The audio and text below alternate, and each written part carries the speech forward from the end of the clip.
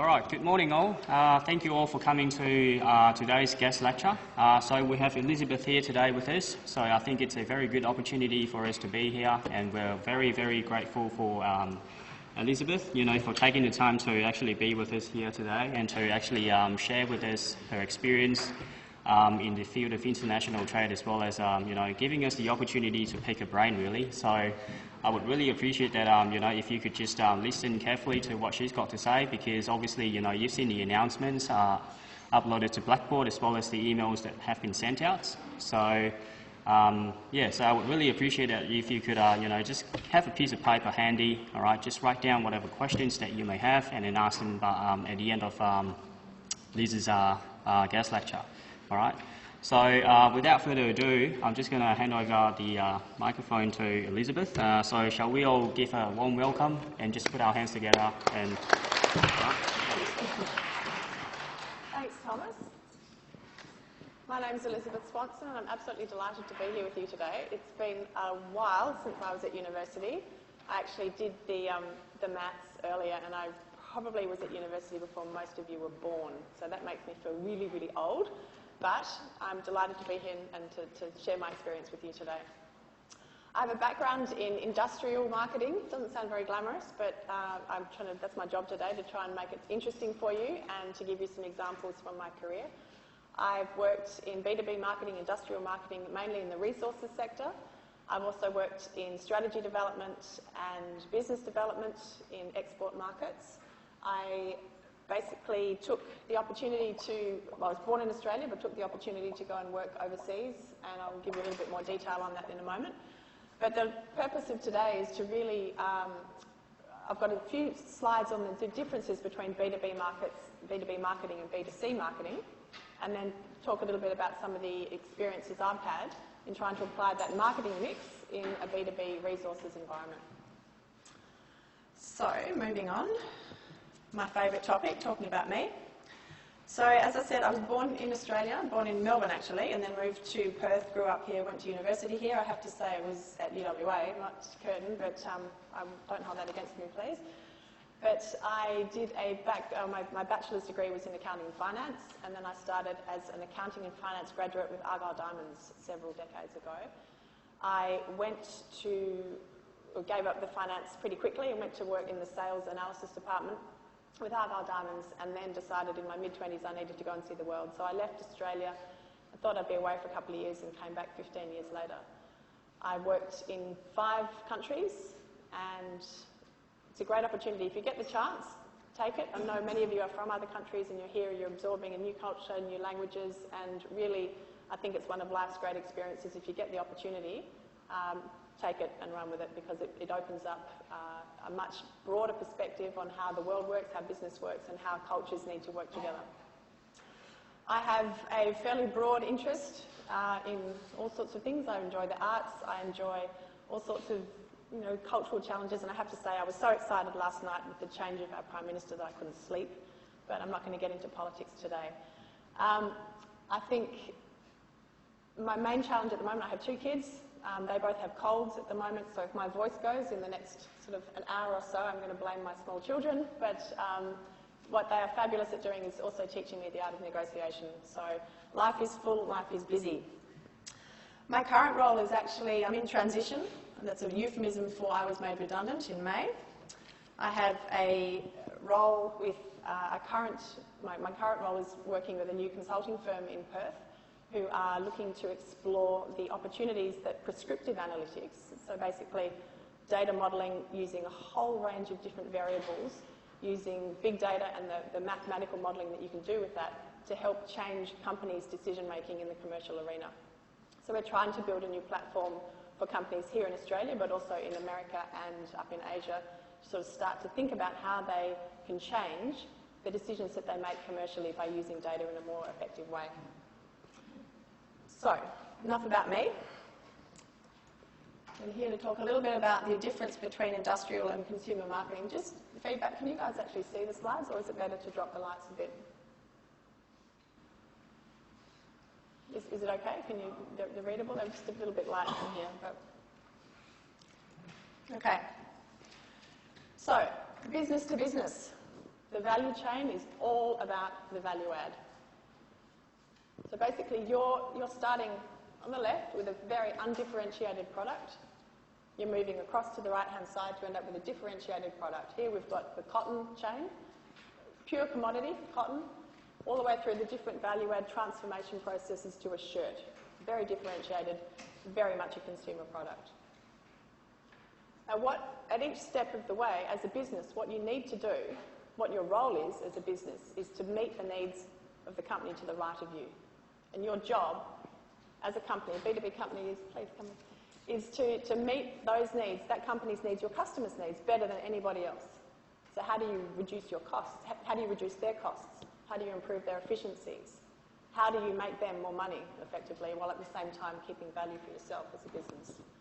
But it's all about the value add. There's no whim, there's no spontaneous purchasing in the business-to-business value chain. It's all about meeting the needs of the next party. And I think, to me, that's the biggest difference between consumer and business marketing. So the first thing you need to do is to really understand how, this is a tricky slide to see, how your customers are making their decisions, how their purchasing behaviours will impact how you need to work with them. And it wouldn't be a marketing presentation if there wasn't a 2x2 matrix, so here's this one, a little bit light on. But anyway, the bottom left-hand quadrant is showing where you have a low-value product. The matrices are the value, the size of the deal versus the risk associated with that deal.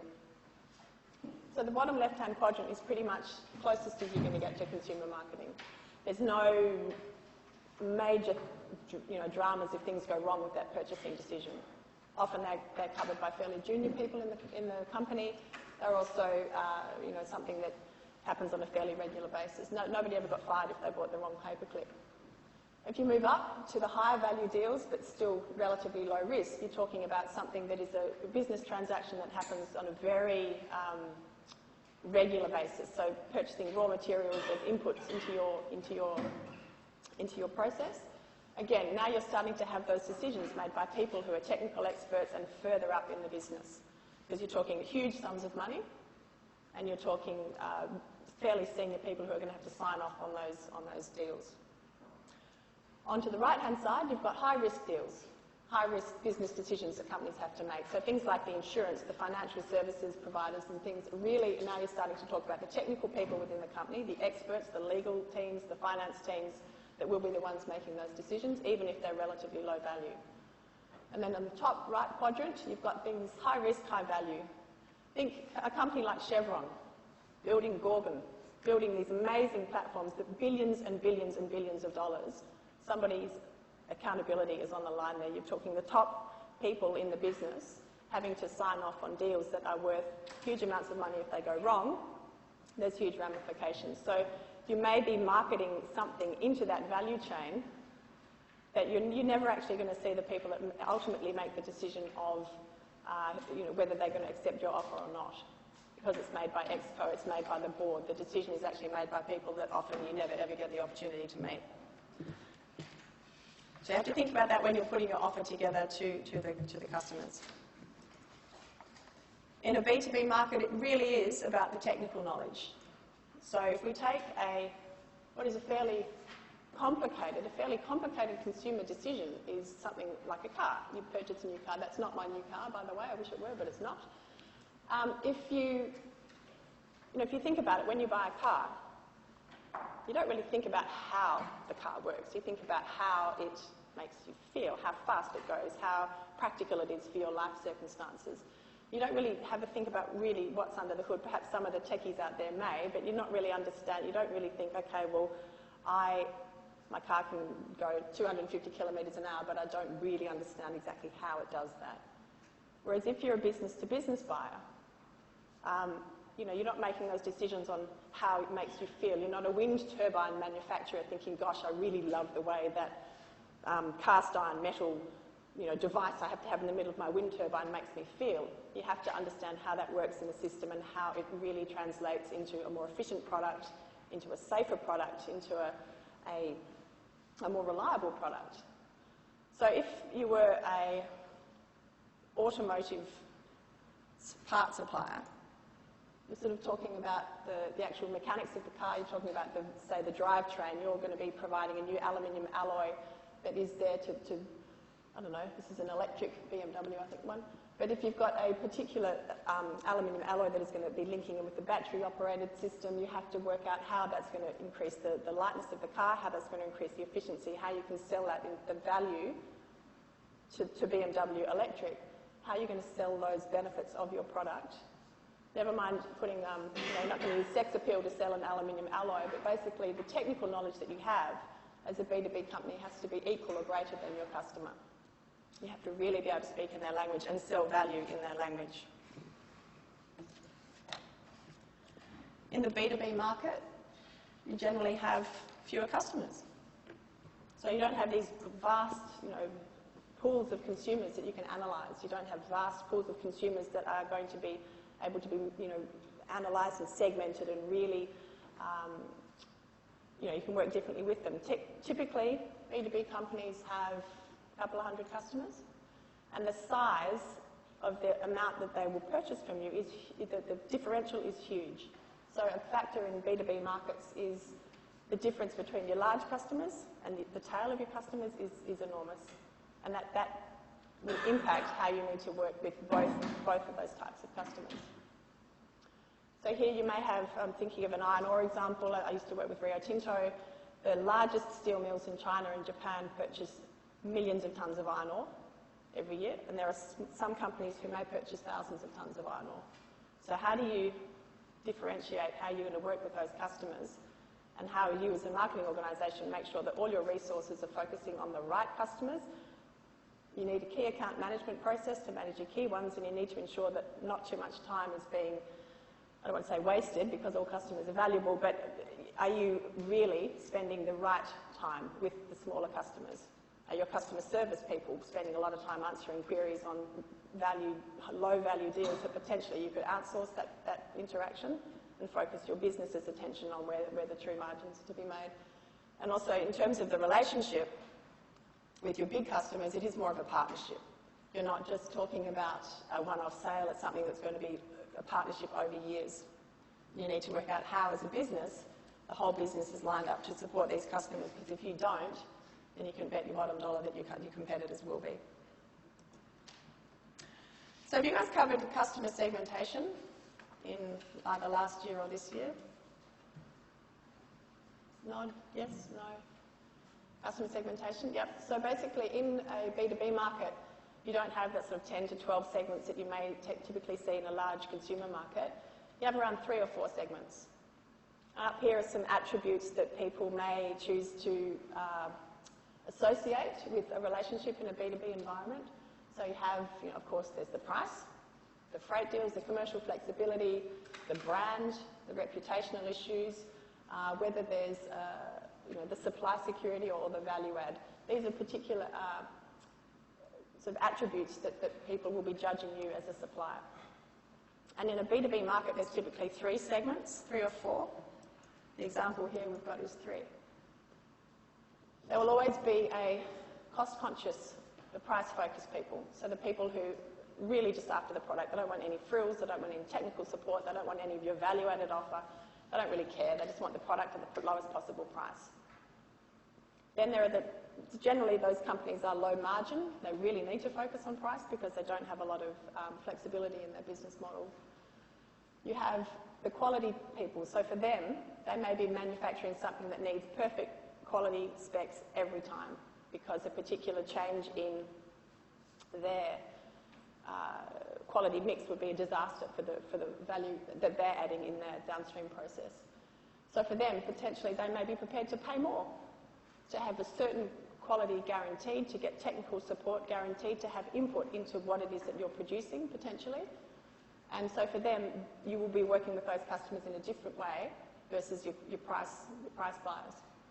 And then your relationship seekers, again, typically those key accounts that we saw, the really big ones that are in it for the long haul, they are your business partners over time, and they will be the ones that you need to offer your value-added services, your full support, your senior management time.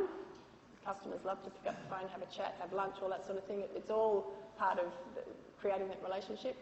But again, that would be a different way that you would work with those companies. Your offer to them would be different. The purchasing process is actually quite complex in B2B.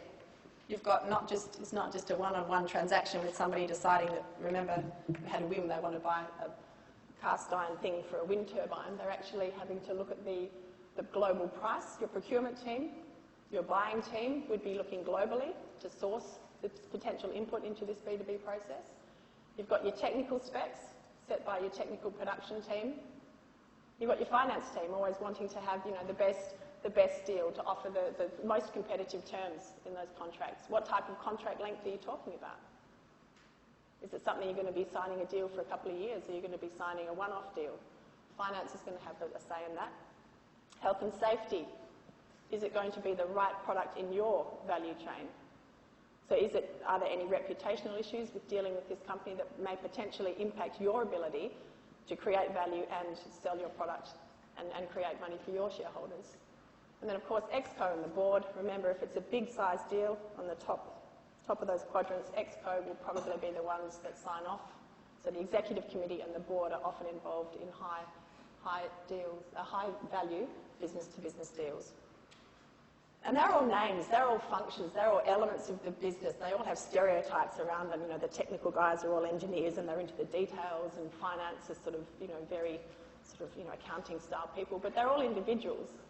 They all have personal needs, and when you're negotiating with this business, it's not just, this sort of blend of types of people. You actually have to understand who those individuals are, tailor your negotiation to actually meeting their needs. How are they measured? How are they going to benefit from working with you?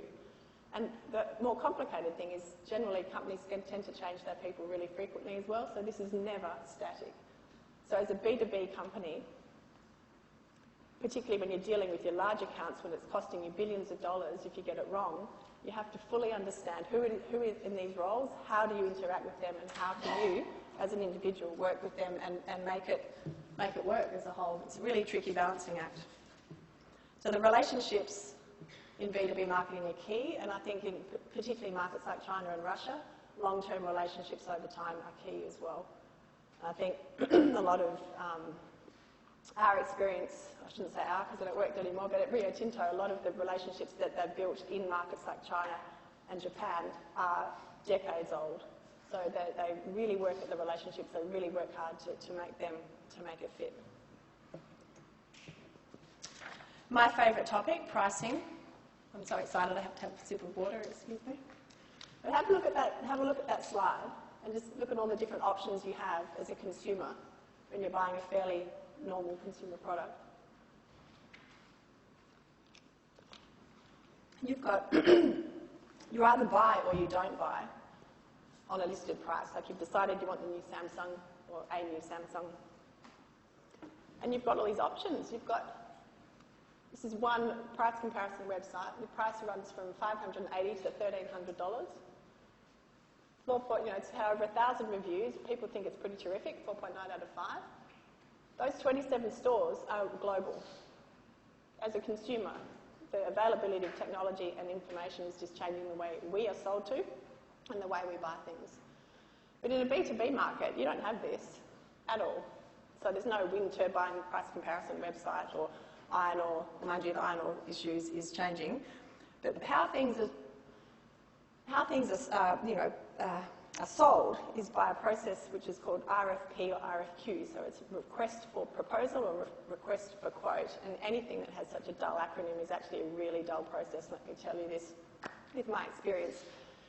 It is an incredibly, very complicated process. There's elaborate specifications that are put out. So basically you've got a document that looks like this. And it just goes on and on, often hundreds and hundreds of pages of specifications. The process is exhausting, and I was just flicking through and found this and it made me laugh. RFP process was so fun, let's do it again next year. Said no one ever. And it is literally something that takes teams and teams and teams, weeks and weeks and weeks to put these things together. It goes into a black box, into that previous slide, and sometimes you don't know how the decisions are made. But this is the complex nature of B2B markets. It's sometimes out of your control and whether you've got that pricing right. So the better you understand your customers, the more chance you've got of having things go right. And again, something else I found, I don't know if you can read this, but it made me chuckle as well. A little cartoon on the RFP process. So what the customer thought they needed, what they really needed, was a different swing. How the RFP documented it was just a rope. How the salesperson sold it, what was actually bought, how the implementation consultants configured it, what was actually delivered on the date, when it was actually, what was delivered on the promised delivery date, when the full system was finally delivered, how it performed in practice and what the users thought it was complete rubbish. There's a disconnect between how, what you think you're selling, what the customer actually wants, and how you do it. So inherently, it's a tricky process. You're often dealing with global procurement teams. So again, take Rio Tinto as an example. It's a global company. Procurement is based in Singapore and Montreal. So if you're an Australian supplier looking to sell products into Rio Tinto, the chances are you're not going to be dealing with someone here. It's going to go up through Singapore. You've got competitive international bids. You don't know any of that process.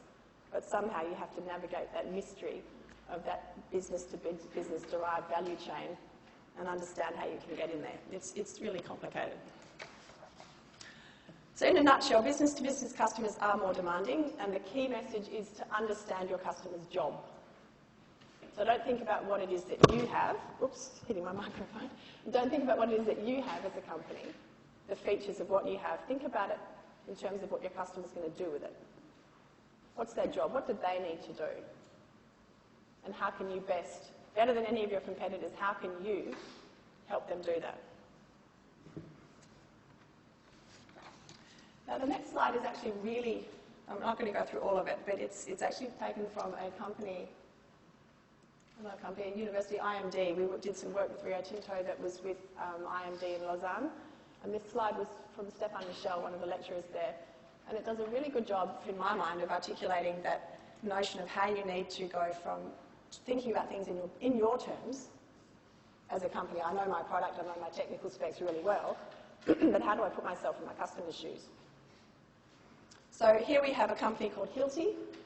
I've got have a look at their website in a minute. But Hilti sell drills. Pretty exciting, okay? Construction products, construction tools. But they don't think about it in terms of selling drills. They think about what the customer's job is, and the customers need to make holes. So in terms of, they're not selling a product, they're selling the job that the customer has. And what they wanted to do with those drills is, instead of just selling them to work sites, to construction sites, and having the companies deal with all the issues associated with that, they were going to change their business model and offer fleet management instead. So they would actually keep control of the asset, but offer them out sort of on a licensing agreement. They'd handle all the repairs, all the maintenance, all the technical support that they needed, advice on the correct tool. They had radio-controlled with RFID, so the identification markers. So the tools never went missing.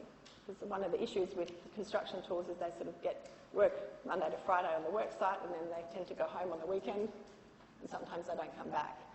So for companies running construction sites, there are quite a lot of issues with owning and maintaining a working fleet of power tools. So in Hilti's view, one of the key attributes they had was, by having this licensing agreement, they had a monthly fee. So no surprises. The benefit for the customer is no surprises. And the ultimate goal is there's peace of mind there from an accountant's perspective. Monthly fee is also easier, and the finance team are more productive. So here we've got tool optimization. They're going to use the right tool for the right job. Higher productivity from the workmen, or the workers, work people, tradies. You've got they use the best consumables, less waste, higher productivity. So instead of us just selling what it is that we have, no repair fee, we're saying no surprises, higher peace of mind, higher productivity. This thing goes on for ages. But I'll just flick through and you can just see the types of things when we get to the end. There we go. So instead of us talking about these things here, the bottom in yellow, really fairly dry, fairly concrete examples of product attributes. You're actually selling the fact that they have a more productive workforce, better peace of mind because you know where your assets are, you're actually higher productive on the construction site, you're more highly productive in the finance department. You become a safer workplace because you're using the right tool for the right job.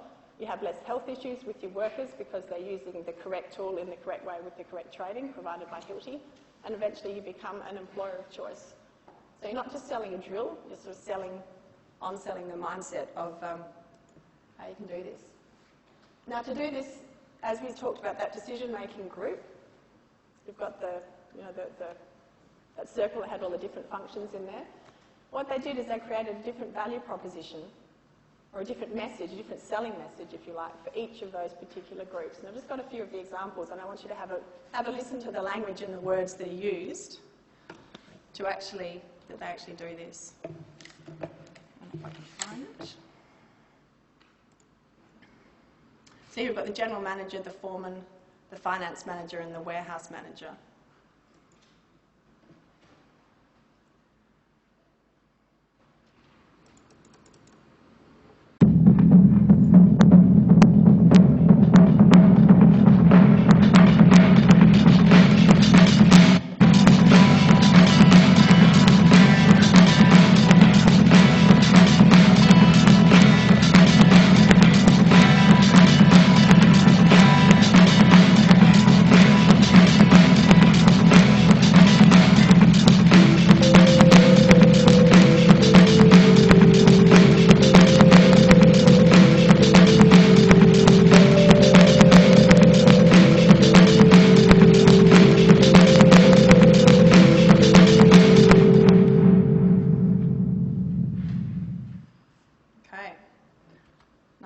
Music there. So what the message is, we manage your business.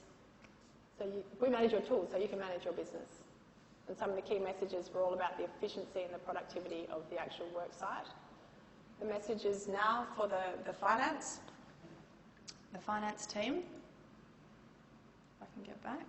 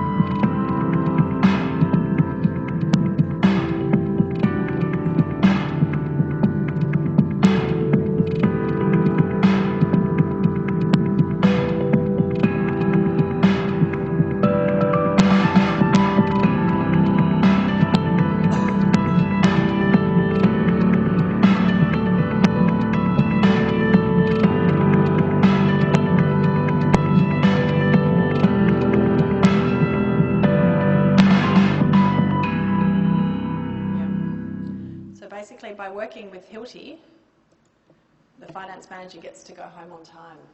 It's effectively what they were selling to the finance thing there. It makes your job easier, it's a more streamlined process, you become more efficient in how you do your job. But did you see the difference in the different types of value propositions that they were selling? Nods? No? Yes? Okay, so basically the thinking there is to say, well, it's not the same, you're not selling this fleet management in the same way to different people because they have different needs. So again, in that negotiation that they're having with their customers, it's about trying to make their job easier as an individual, but also create value for that derived value chain and their company.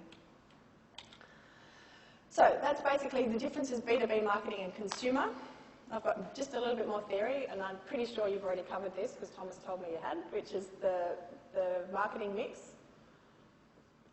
and the 4 Ps. So then we'll go into a few case examples.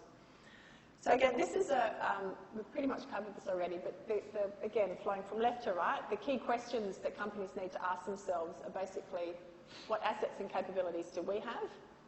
And how do we make that into our competitive advantage? What can we do better than anybody else that would make people want to work with us? And that companies, in my experience, are really good at asking themselves that questions, and they love to think about what it is that they do and how they compare against the competition. But it is It's quite rare, it's harder to do, so I think companies don't do it as frequently, is actually taking the customer's perspective and saying, you know, what are their needs? How can we meet those needs better than anybody else, and why would they actually want to work with us? And it's really difficult to do. As you've seen, it's really opaque in business-to-business markets. It's really tricky to get in there. And the customer's probably not going to tell you, because they know that once they know that you understand their business, you're going to want to try and take some of that value by either charging them a higher price or you know, offering them services that potentially you might be already offering yourself. So think about in the supply chain and logistics, a lot of resources companies are now offering to provide goods delivered to the customer. So they handle the freight charges, they handle the offloading at the port, they offer to actually take the product from the production process all the way through to the customer's door. They do that because they make money out of that value chain. But customers, a lot of the large Japanese customers actually own the value chain up to the processing plant instead. So they're in charge of their value chain because they know they can make money out of that. So it's that sort of fine balance of where along that value chain do you want to play, but you really need to understand to whom it is you're going to be selling and how you know, what their needs are and how you can best pitch yourself to meet those needs. So I should really hand over to you guys, because you know this, the product, the 4 Ps, product, price, place and promotion. Yep, got some good nods there, everybody knows this. So the key questions, again, starting on the top, the product. What does the customer actually, what do they require from the product? What attributes do they need? How are they going to use it? And how is your product, what do you have differentiated from your consumers? Place or distribution?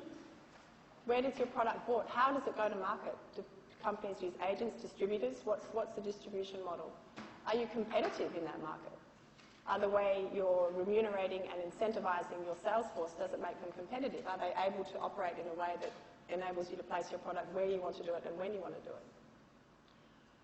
Promotion. How do you communicate what your value proposition is to your customer? In B2B marketing, it's really quite hard to do because, you're selling a small part in a value chain, potentially just a small element of a greater thing, but how do you actually promote that? It's not like you can put out a big, fantastic advertising campaign that's going to help you do that. And how do your competitors do that? What's happening in your industry that makes competitors do things differently, that makes industry start to think differently about what it is that you're selling and the value that you can bring? And my favourite, price, because all the stuff that you do on your product, your distribution and your promotion and understanding your customer's value is manifested through the price that you're able to charge to your customer. So how do they understand, again, how they derive value? How does the industry pricing structured? Are there changes in that pricing structure? How price sensitive are your customers? Do you have those amazing ability? I did a lot of work in the diamonds industry where price is relatively inelastic. It's great, you know, people still want diamonds, so there's always going to be someone who's prepared to pay a higher price for diamonds. Again, me, myself and I and my competitors, how am I going to be focusing my pricing against what my competitors are pricing in the same market? All good mixes, all good questions, but to get that mix right in a B2B environment is difficult, but it's a challenge that you're going to have to constantly revisit because it's not a static environment in which you're operating. So here's a question for you. Do mining companies need marketing?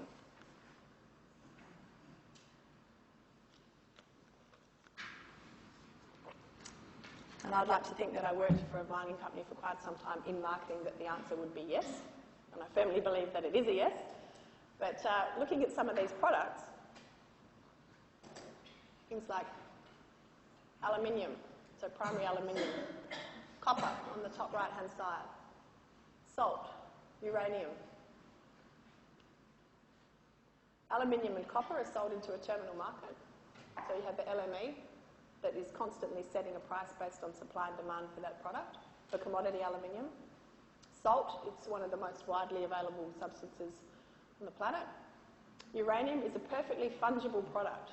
That means if you mine uranium oxide in Australia, you mine uranium oxide in Kazakhstan, you mine uranium oxide in Namibia, it's the same thing. It's the same product, you can switch it. So do mining companies actually need people that go out there and understand their customers, understand the value that they add, and how they add value along the supply chain? They actually do, because things, even if you're selling a ton of iron ore, there's differences in that product, but there's absolute differences into whom you're selling to. That steel mill is not going to operate exactly the same way as that steel mill 100 kilometres away. They've got different needs, they've got different things that they're going to value about what you can offer them. And as a marketing team in a resources company, I think there are great opportunities that you can actually think beyond the product and really get into your customer's shoes and see that there are things that you can do to add value. And it's not just your customers, it's your customers' customers, because ultimately it does get down that derived value chain to the consumer market. So you've got things here that are happening. Titanium dioxide, for example, that goes into paint. It's such a long value chain, and there's such a number of different things that can happen along the way, and competitive end uses as well. So it might go into paints, it might go into pigment, but you as a marketing team, you're selling titanium dioxide into maybe 6 or 7 different end use industries, and if you can shift that product that used to go into paint, because the paint market's fallen away, shift it into paper production because they've got this new technology that needs brighter, whiter paper or something, that you need as a marketing team to understand that. You need to have your finger on the pulse of where that ton of white powder is going to go. So you need to have a really good sense of your customers' customers and understand where it is that that end value chain is for your product, so that you are able to optimise your margins at the left-hand side of the value chain. So I've just got some examples for each of the P's. So I'm going to start with product and work my way around. Just examples from my background. Did some work with Rio Tinto Minerals and their work with customers who are pushing the boundaries of glass production, and then also talking a little bit about diamonds in market development. So here in terms of product, what you do with the product that you have, but also if you have a product that you don't currently have a market for, what do you do? But we'll start with smartphones. So a lot of you have got tablets and phones, and pretty much everybody's got a phone, but most of you are working on tablets as well. And there's a really good chance that the screens you're looking at now actually contain borates from Rio Tinto Minerals mine in California. And that's because there's 2 mines in the world. There's one in Turkey that produces borates and one in Boron in California. And the reason that I can confidently say that is the borates are used to make the touchscreen glass, and they're also used to strengthen that top layer, the cover glass, and they're also used to make or to get rid of the impurities in the thin film transistor glass that is used to make the magic happen on your smartphones. And Rio Tinto Minerals does a really terrific job of working with the glass manufacturers to really see what the next challenge is going to be for glass and what the next opportunities are going to be. And there's some really terrific developmental things that are coming in the next decade of glass that you can actually roll and fold and store differently. And the huge screens that you see now on sporting events are made possible by the inclusion of substances such as borates, because it does give that strength, that ability to work the glass differently. So there's a large amount of money that's spent in research and development in the borates environment and the glass environment. And again, it's a fairly opaque, high regard for intellectual property. But if you have that strong relationship with some of those glass manufacturers like Corning in the States and Nippon Glass in Japan, you are able to have a really long-term beneficial relationship actually working together to create new products. And now diamonds, something close to my heart. Rio Tinto, I keep saying we, I have a few months out and I still say it. But Rio Tinto Diamonds has done some terrific work with the creation of actual new markets for diamonds. In the late 70s, they found the Argyle Diamond Mine, which was the richest diamond mine in the world in terms of carats per tonne. But it was also some of the crappiest diamonds that the world had ever seen. Like, there were lots of them, but they were tiny and brown and had lots of imperfections in them. And De Beers at the time, who, they were diamonds, they were basically going to ship them all up to industrial processes. So to grind them up and use them on sort of drilling and grinding platforms and things. But Argyle Diamonds at the time, who morphed into Rio Tinto Diamonds, decided that there was actually value in creating a new market segment, which was for costume jewellery or for fashion jewellery in the United States. United States is the largest diamond market in the world, and at that time it has a fairly good association with jewellery consumption, and they did a lot of work with the industry to actually create this new affordable diamond segment. So instead of just having diamonds for engagement rings or important purchases in your career, it was something that you could go and buy yourself a diamond pendant, a diamond bracelet, a diamond ring, diamonds for your girlfriend, diamonds for your boyfriend. It was a fashion item. And they did a terrific job in the United States, become very successful. Whether it was by luck or good management, it occurred at the same time that technology in the Indian cutting industry was able to take those small diamonds that were destined for industrial purposes, using lasers to actually identify any sort of cuttable rough diamond that you could actually extract out of that stone and then manufacture.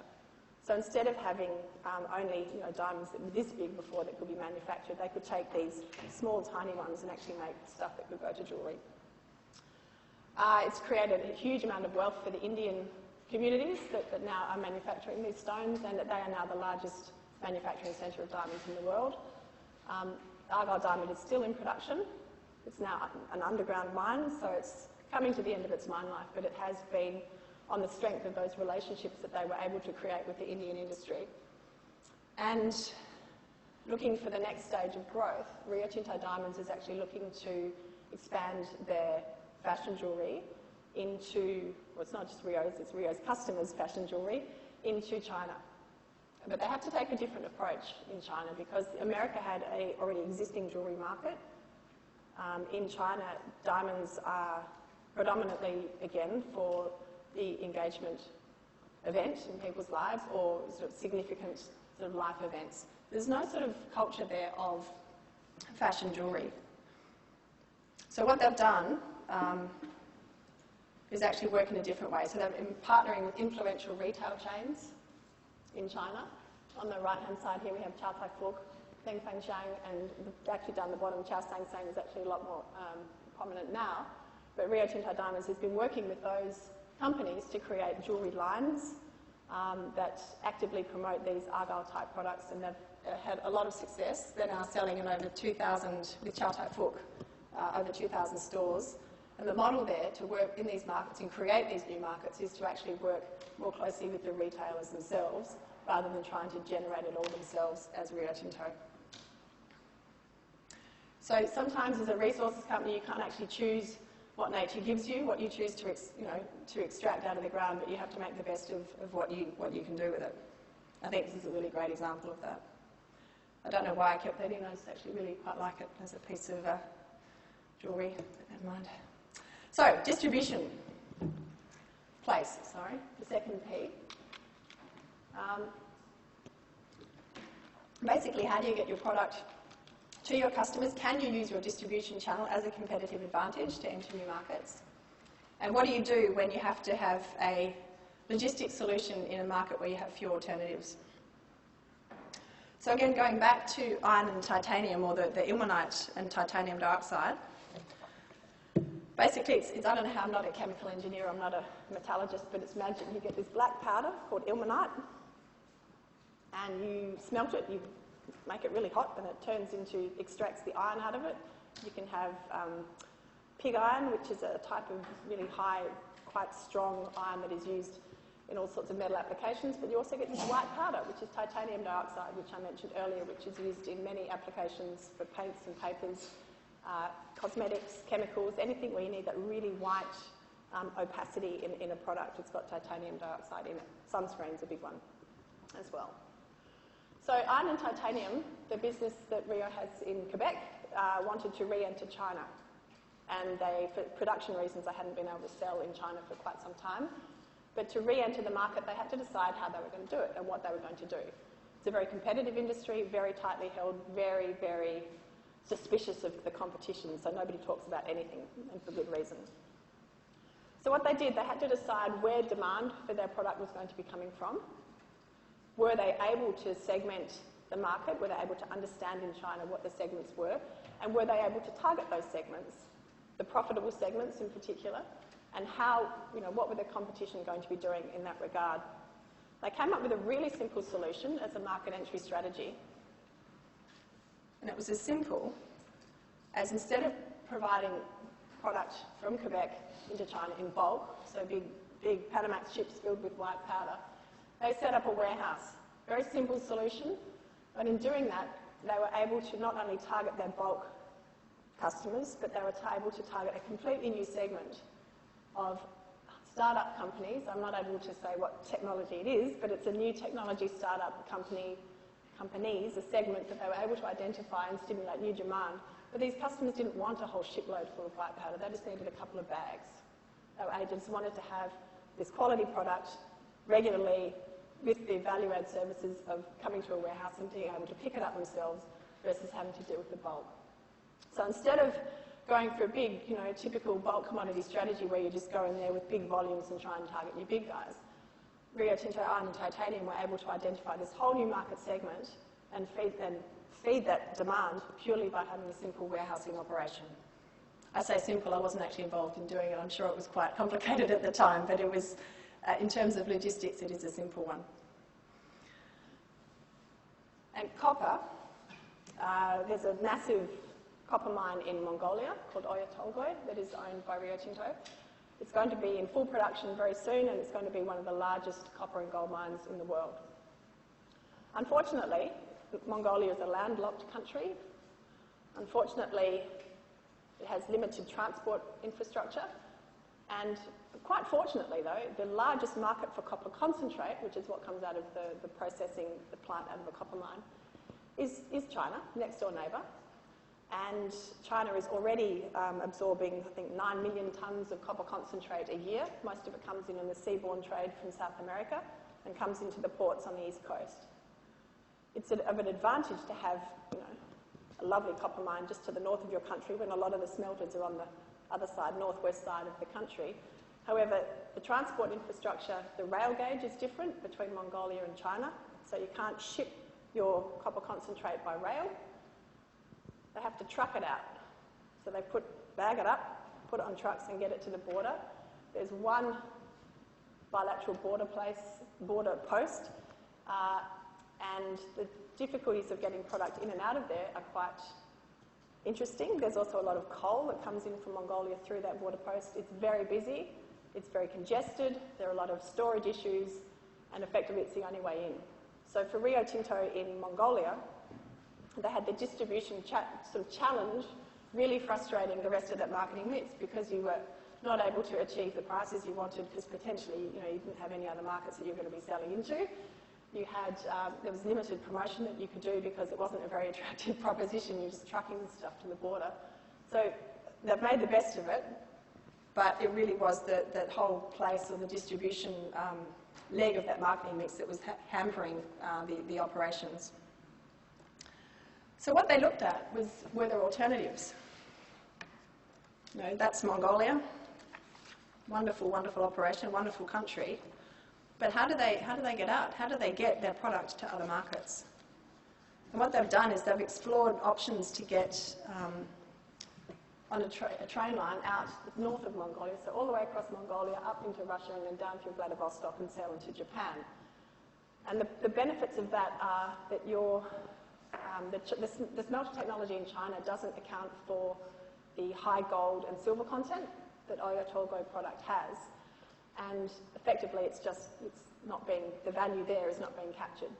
So by being able to sell into markets such as Japan that use a different technology and have different ability to extract those precious metals out, you can actually get a higher return for the customer, and even though it costs you more to freight it on that really convoluted way and out on the rail and ship into Japan, it is actually creating money for you, it's creating money for those customers, creating value for those customers. So it's a pretty good example, I think, of having just that, you can't move your mine. You wish you could sort of say, well, it's not ideally located. You can't create markets where they're not there. You have to deal with what you've got in the best way possible.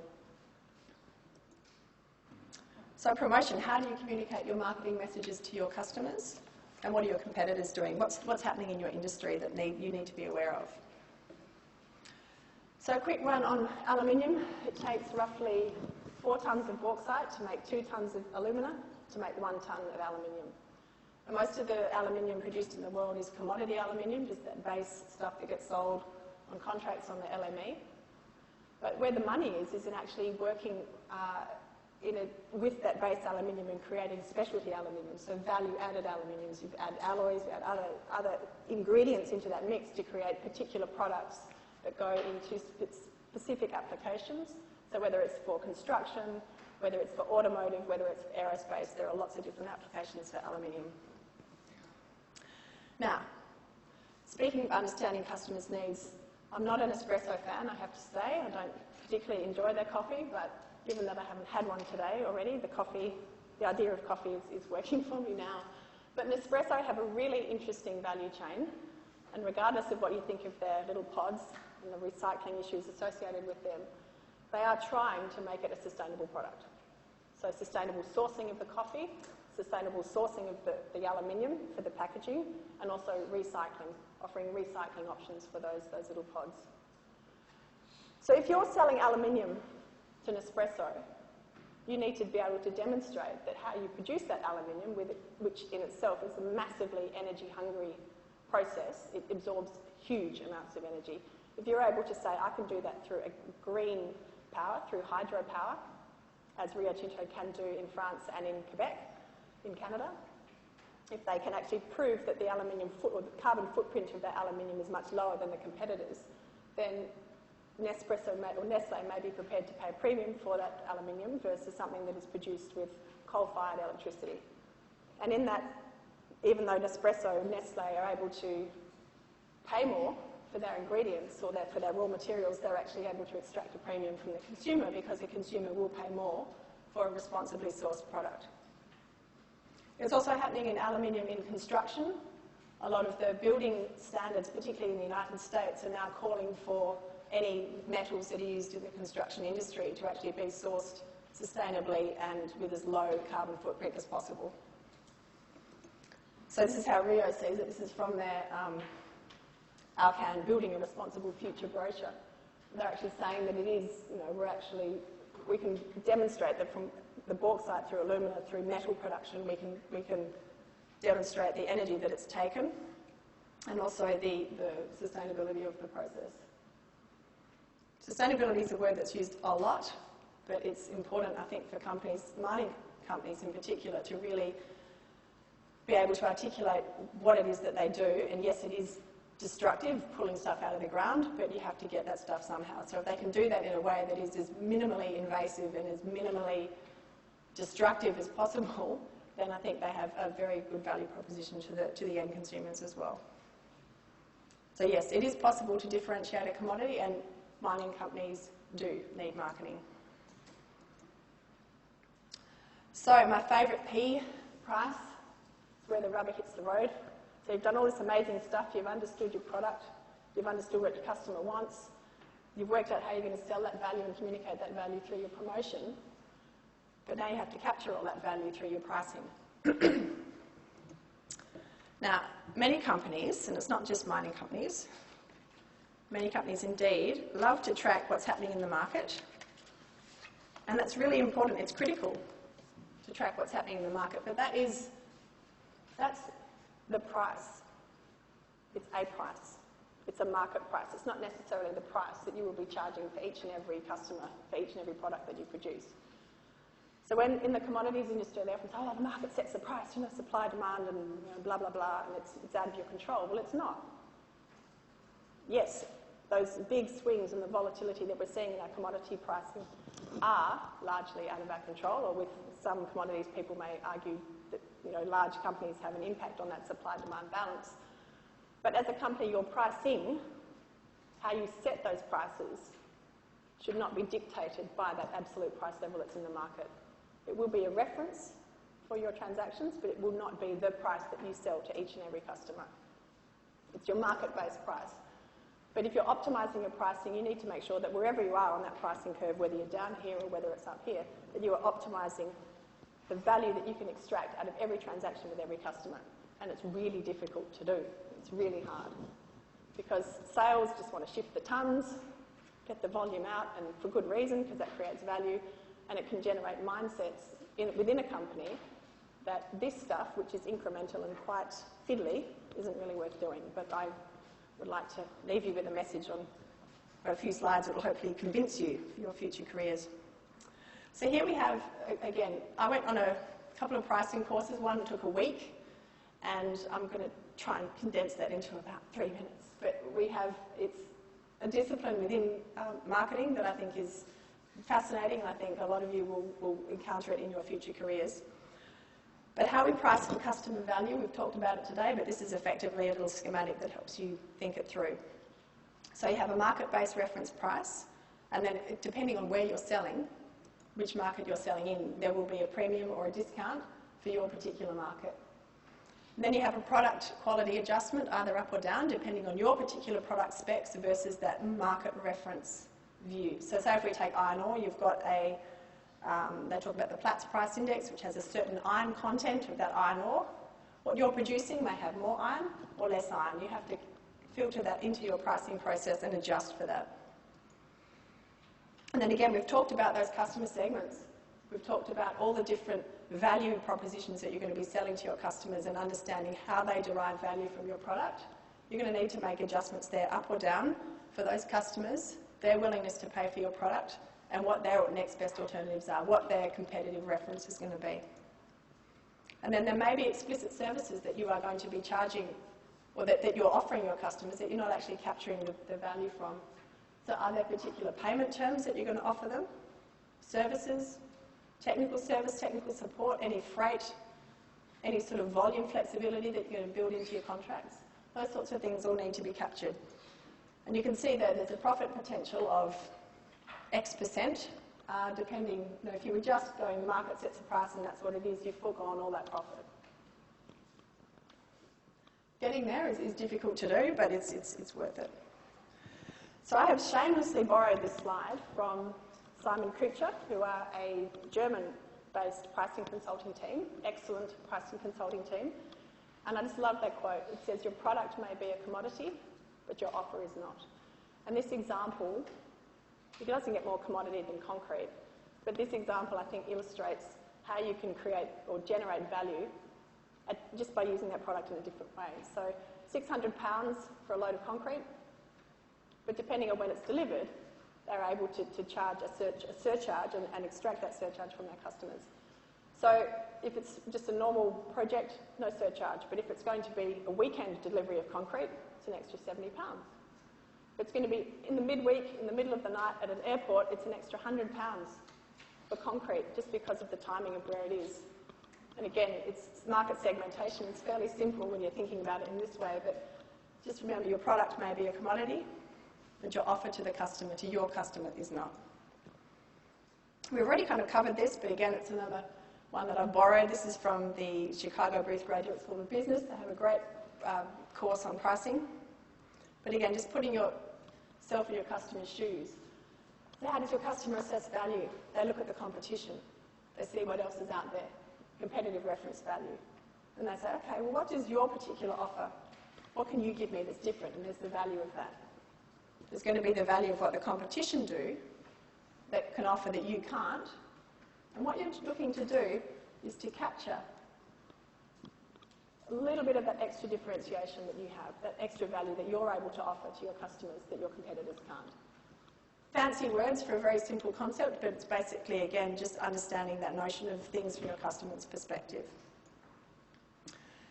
Now, we're almost there. I'm not going to do a test on these numbers, and again, I've taken it from Rio Tinto's example. This is their 2014 financials, and it shows the elasticity of earnings on the 2014. So full year, $47 billion. It's going to be a little bit less this year, I think. But what it's doing is showing you the elasticity. So we have a profit figure of $6.5 billion, and the impact of a 1% cost reduction, or 1% volume increase, or a 1% price increase. And as marketers, remember, you're pretty much responsible for that top revenue line. So I'm not discounting that focusing on cost is not important, because it's critical, particularly in this environment. It's important to push your volume through. But look at the difference and the increased leverage that you have by focusing on your price. So 1% cost reduction will increase your profit by 2%. volume increase of 1% will have a larger impact, 4% increase, but a 1% movement in your price has a 2.5 times greater impact than a cost reduction. So as sort of custodians of that revenue line, as marketers, I think you really need to keep that in mind, that keeping on top of your price and ensuring that at every point along that curve, wherever, you know, this roller coaster that we're on, wherever we are on that curve, if you are, as a business, optimising how you're pricing and how you're capturing value from your customers through pricing, it's the most effective lever you have on your bottom line.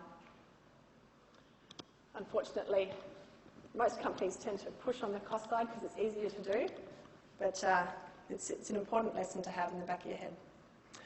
I've got 2 more slides and then it's over to questions, but this one is pretty much my new life. So as I said before, I'm working with a consulting firm to help understand how we can apply big data analytics to the commercial elements of a company. And I think there's no more exciting time than now to be in marketing because the game is completely changing. So my historical career is not going to be the one that you guys are facing. But the use of technology and how we are sold to as consumers and how we as marketers sell to customers and how we as B2B marketers also do our selling is going to be blown wide open by the use of technology. Because now you've got modelling that is able to help you not only understand, you know, what happened and why did it happen, which is pretty much my paradigm in my experience, was you just only had history to look at and your best guess of what could happen in the future. And you use the plans that used to go out in the future used to be directly related to your general manager's bonus. So anyway, but now with the use of the improved understanding of the data and the insight you can draw through the modelling is through what will happen and how can we as a company make it happen. So I think really in terms of your careers, it's going to be how you take that data, how you really sort of move the cloud of opacity out of B2B markets and really get a handle of what's happening to the competition, what's happening to the industry, what are some of the other levers that are going to be pulling on that price, you know, the creation of that market price through supply and demand. Company data is probably a little bit harder to start to massage, but you need to see what the correlations are between why things are happening in your market as marketers. And I really think that you know, the sky's the limit in terms of how we can use this new technology, the data that we are able to now analyse and not manipulate, that's the wrong word, but exploit. It's probably just as coloured term, but you know, it's a really exciting opportunity. So this is it. My message is, you know, I wish you all the best for your careers in marketing if that's where you choose to go. But it's now more global. It's going to be more challenging. But I think it's going to be a pretty exciting opportunity for you as Australian Curtin University marketers. And I think in terms of your career, I know marketing is often sort of derided as, you know, something that's a bit fluffy, and many times in my career I've been asked if I make advertisements, but I think as marketers, it is a discipline. It's often underrated, but I think it's probably one of the most critical elements of that commercial side. So all the best. Thank you for your time, and I have plenty of chocolate here for anybody who asks me a question. So, who's going to go first? Otherwise, I get to eat it all. Sean, get chocolate. So yeah, shall we give Elizabeth our hands together? Take your time. All right. So for now, for those of you who are interested in, you know, finding out more about, you know, Liz's insights into the international marketing environment. So if you have any questions now, feel free to ask, and Sean over here will be handing out the microphone. And the chocolate. And the chocolate. So, all right, fire away.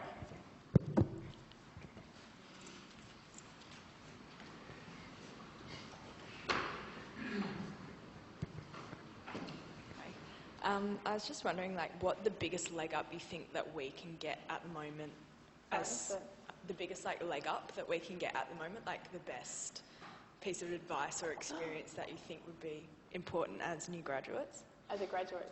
Okay. Okay, you have to think of it as a value proposition. So, what's your value proposition to an employer? How are you able to interpret what's happening out there in the market and help them solve their problems? Like, have a think about if you are targeting a particular industry, have a think about what potentially some of their challenges are, and maybe come up with some ideas on how you could help solve them. But again, something I've noticed having was made redundant is networking. You've really got to make the most of just talking to people. It's quite difficult to do, to just pick up the phone and say, hey, I'd really like to some advice or that sort of thing. But just start talking to people. Ring them up, ask them if they'd love to. Everybody loves to have a coffee if they can, So do that. Ask them for just 20 minutes of their time, and just just start to really talk to people. Get out there and create a value proposition for yourself. So, yeah. Oh, here we go. I just wanted to ask about value chain. So with the sustainable resourcing and the environmentally friendly aspects, would that be more influenced by kind of government policy? That's why they want to make this to try and get these deals through. It can be very heavily influenced by government policy. It's also pulled by consumer demand as well. So you get a lot of, in jewellery industry, for example, people want to know that their gold or their diamonds or their gemstones were not, did not come from conflict zones. So it's a mix of government, and where you have government regulations, so when you need to purchase a certain proportion of, your inputs, your raw materials have to come from local supply. That's something you may also have to come up against. So it's a mix of government and consumer that you will have to mix. Yeah, and ethical standards. Sorry? So it's ethical standards. Ethical standards, yeah, the ethical standards are generally driven not by the government, but by that groundswell that may eventually lead to government change. But it is something that companies do need to take advantage of. But in the right way, not take advantage of it by making more money out of it, but they have to listen to what the consumers are saying. Yep. Does anyone else have any question? So feel free to put your hand up. Yep.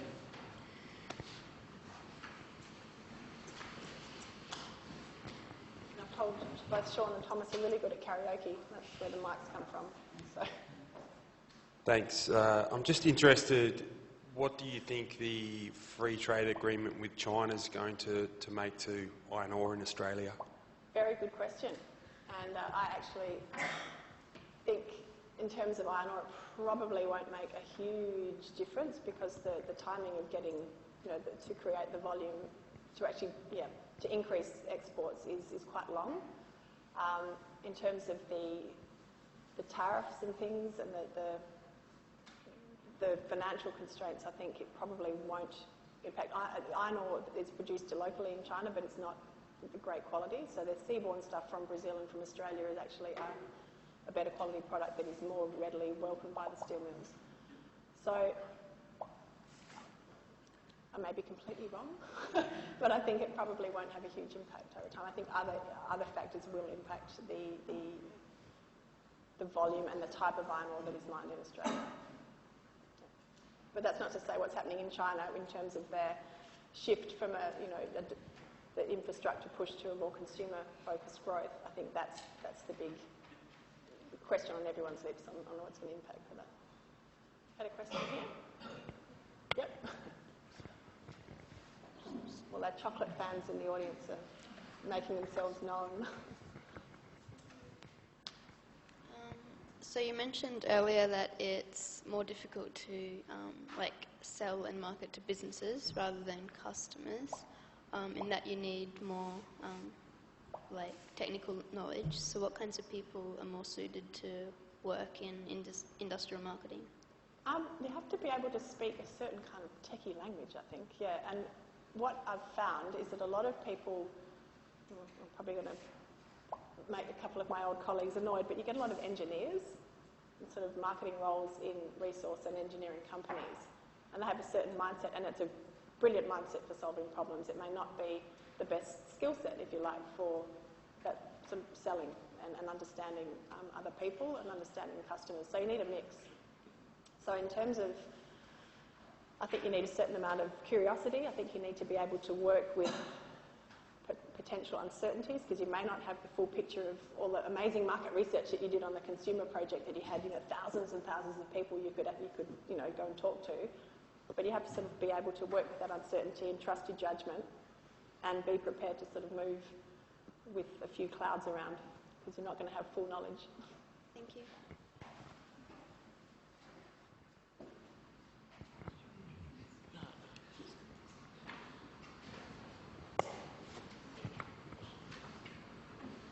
Just a quick one. I was just wondering if there's anything you sort of keep up to date with regularly or read regularly that helps you with your work, like a journal or a blog or... I love The Economist, but it comes out every week, and I soon find that I have a pile of them because it's so dense and I don't really have a lot of time to read.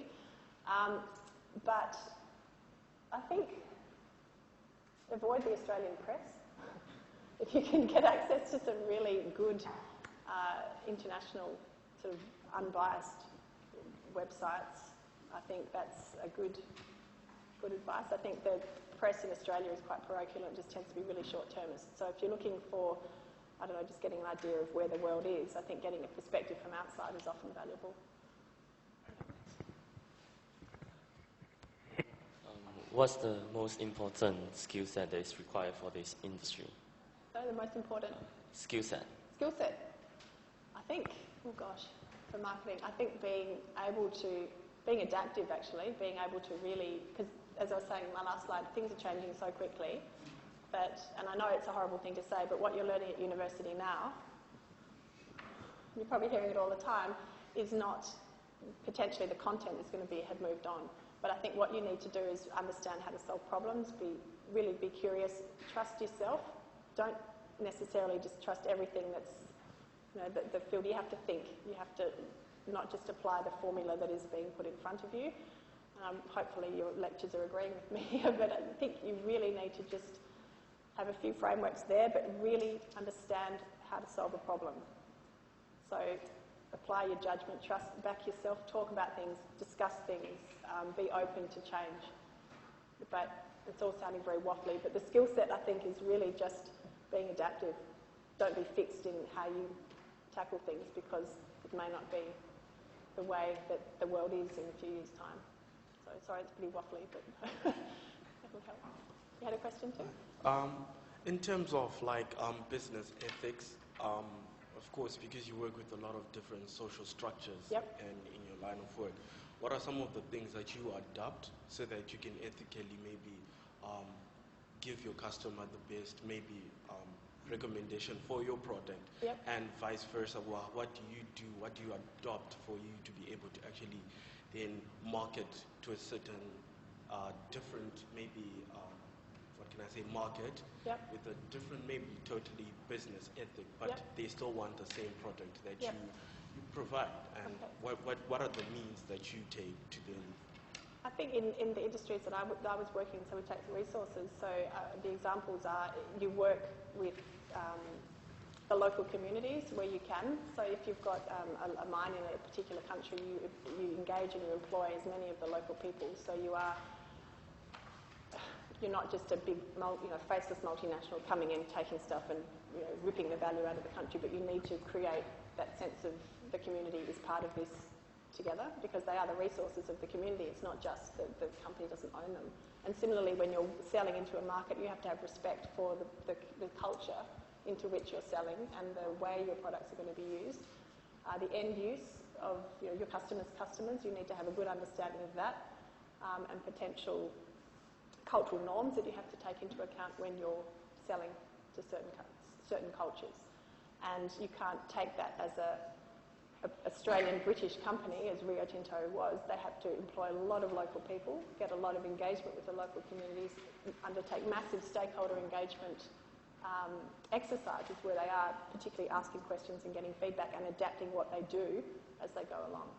But you can't just take a one-size standardised approach and just roll it out because it isn't going to work. And you'll alienate everybody as you do, and then it's not a valuable project when you've got local communities railing against your development. You need to bring everybody along. Did I answer your question? Yeah. Okay. I saw we talk about chain management. I saw with a marketing mix. I'm not sure as a supply chain or value chain, but I saw this the managed part. Yeah. And we talk about marketing mix. This is the marketing part and like 4 Ps. Which one you think which one is more important? And I'm confused about the relationship between this. Between the 4 of them? Yeah, the relationship between these 2 things. Which one needs this? Okay. Well, I think there is no one that's more important. I think, you know, when you're making, if you're a business and you're creating a marketing strategy, so you're saying, okay, what is it that we're going to be selling? What are our products? How are we going to get those products to market? Then who are our markets and how are we going to be targeting those companies or those particular customers? You need to use all those 4 things. So you need to have the right product that your market wants. You need to have you need to get it to the market. So your place, your distribution channels, how you get the product there needs to be appropriate for your customers. And you need to obviously be selling and promoting and communicating your value to those customers in the right way.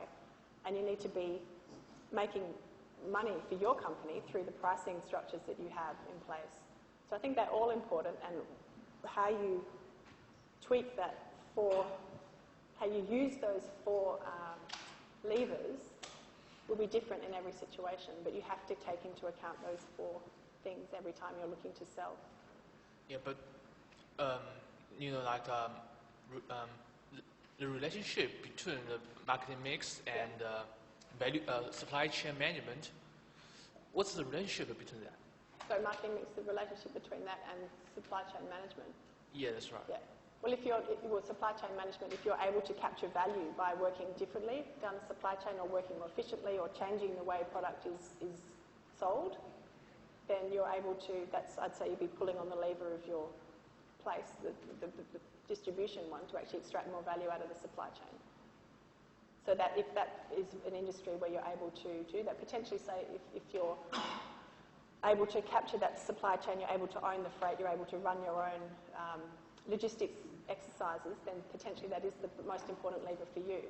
But unless you're able to capture that in the way you're pricing to your customer, then there's no point in doing it. But you have to sort of get them the right way. And if you're not able to communicate and sell the value of owning that supply chain to your customer and demonstrating the value that by offering on-time delivery to their door is worth the price that you're going to be charging them, then you've sort of done all this work but you haven't been able to capture it. Yeah, I understand. Thank you. Yeah. Yeah, I got it. All right, we'll have one last question, and then we'll have to... Just wondering, as you know, North Korea was isolated by in the world's community. Mm-hmm. If they have opportunity of a Rio Tinto where they went to a new market, yeah, and where they help the North Korea to revamp their economies, and what will happen if the Western powers, such as American, will intervene to stop the Rio Tinto to penetrate the market? Yeah, I'm not able to answer Rio Tinto because I'm not working there anymore, but I think Rio Tinto is a fairly risk-averse company, so they're quite conservative, and I think although they would support the generation of building a country's economy through supporting industry and infrastructure growth and things, I think there would probably have to be politically a few things clear and set before they were able to operate there. Because, again, I can't really speak for them, but I think to be a trailblazer into a market like that is not something that Rio Tinto would, I think, consider. It's sort of more a conservative country. They are quite open to opportunities in non-OECD countries. So, they're now operating heavily in Africa, in Mongolia, in a lot of South American countries. But I guess they'd need to make sure that the risks associated with working in North Korea were minimised. But that's not to say that hopefully in the near future that they're able to re-enter the market. But there would be a fairly strong marketing strategy that would need to be put in place to ensure that those risks were minimised. Yeah, thank you. Yeah, okay. All right. So I think we are probably going to have to wrap up today's very informative and insightful guest lecture delivered here by our beloved Elizabeth Swanson. So I hope you all found it very informative and insightful as much as I did. And I hope you all enjoyed it. shall we all put our hands together again to thank Elizabeth? And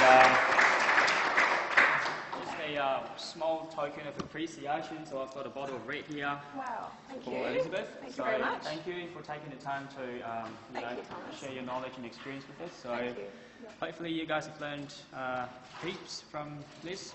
All right. And if I haven't answered any questions, or if you're not happy with any of my answers, send them to Thomas and I'll have another go. Right.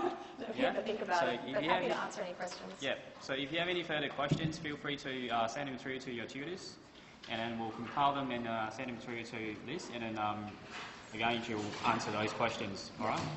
So thank you all again for coming here. Thanks.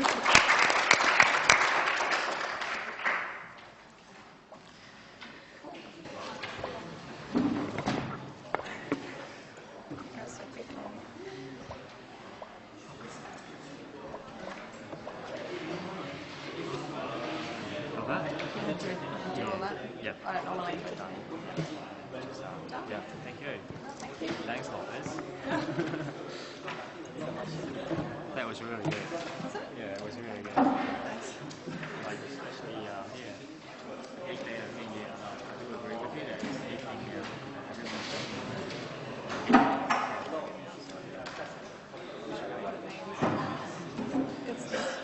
apparently, yeah, I mean, now even researchers are thinking that way. That's becoming an old knowledge again. It's just another, okay, what is it? What is this?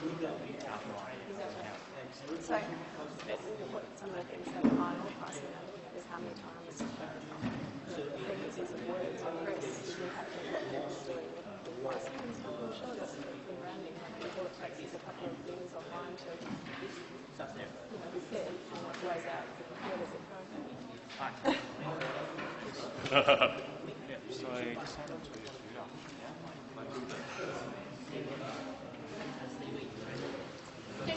Oh, thank you.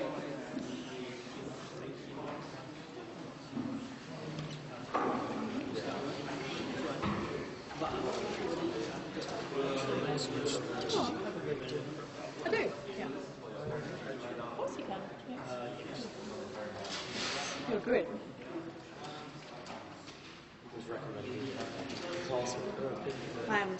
I call it the missing link. Like I'm so bad. This is my stuff. It's my oh, why am I not there? Here I am. Shall I connect us? Yeah. Yeah, that's great. Cool. No, thank you. Very good lecture. Thank you. Thank you. Thanks.